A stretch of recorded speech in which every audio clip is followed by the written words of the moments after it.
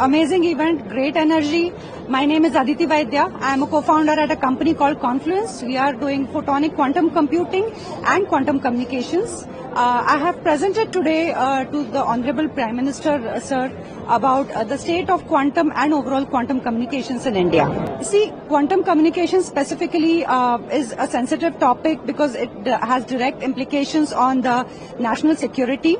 So every country is trying to build their own IP in this domain, and India should not get left behind. Foreign dependence in these kind of technologies is not great at all, and that is what we are working towards. A lot of IPR generation in this domain, lot of indigenous technology, so that we use technology that is developed in India to protect India's data and networks. See, quantum communications, the pros are that you get to protect data even from quantum computers when they are developed in the future, because once quantum computers are available, they will break the existing encryption, which means that all the data, all the financial transactions you do over the internet will be open for eavesdropping.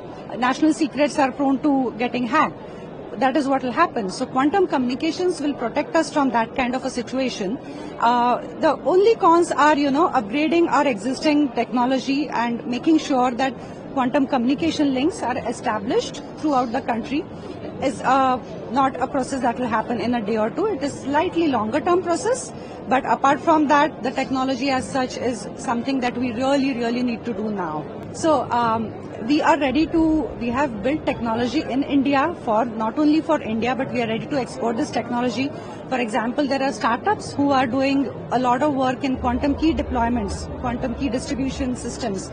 They are not only deployed in India, we are exporting it to other countries as well. So India will lead the domain of communications and quantum in general by exporting to India, by exporting outside India.